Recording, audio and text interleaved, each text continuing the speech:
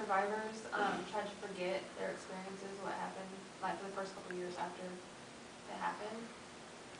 There's nothing to forget. I mean, do they? There's no, you know, you forgive what? There's nothing to forgive.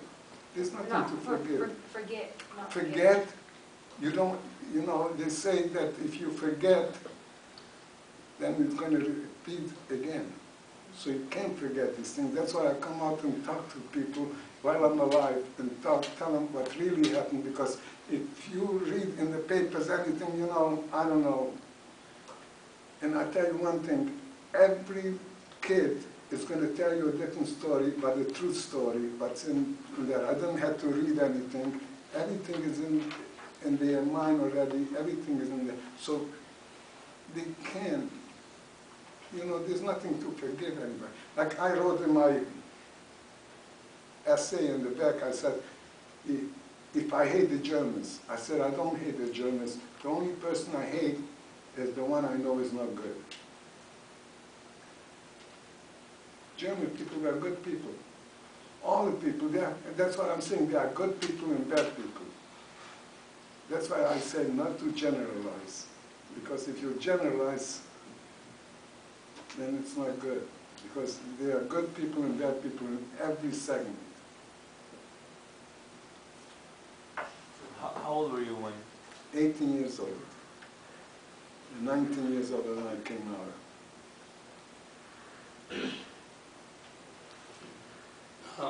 You said your brothers went to the army.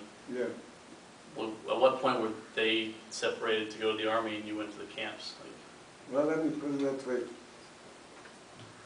As soon as the Hungarians took over my town, they went and they took all the eligible, good guys, they took them into the army. My brothers went, my boss where I was working, in fact, in the target in the printing, they took him, and I was the only one in the printing that my fourth year of apprentice, I was finished. I was able to manage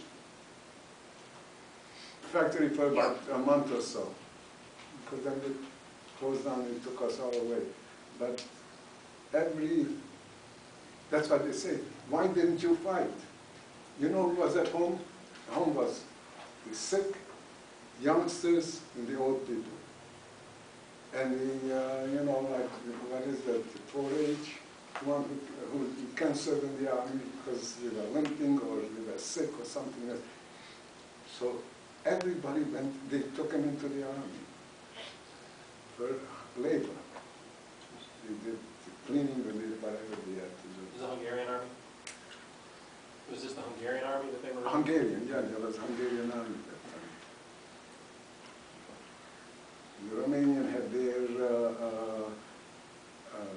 iron guards. The Hungarian had the arrow cross party. They all had different, you know. That's it, girls. Questions? Thanks for listening to my horrors, but I feel like I'm 84 years old, and I feel that I want to say one thing. I never talked about the Holocaust to my kids or anybody, because what are you going to talk, you know, cry and tell them the bad stories, what happened. They asked me what happened to my grandmother or grandfather. I couldn't talk to them.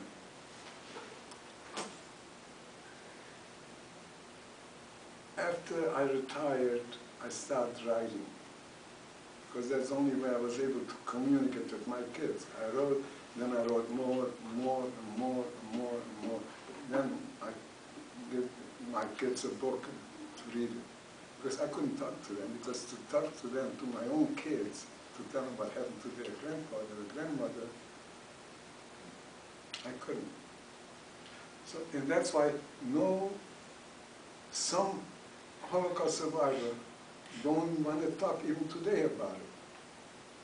I had a friend of mine who died already, but I asked him, why don't you want to talk? He had some other friends. They don't want to talk about it. They don't want to talk about it because it hurts too much. Don't forget, I came home, all my cousins, uncles, aunts, nobody was left. I didn't know anybody. I came home, the only one I found home from my family was my brothers here. I had, my sister here was 21 years old, she was engaged. They killed her because she held their hands up with a little kid and they didn't want to separate with the kid. I went home to see, maybe I find my twin brother or whoever is going to be left. I didn't know who's going to be left because I didn't know my brothers were all in the army, I didn't know where they were. But I found them home.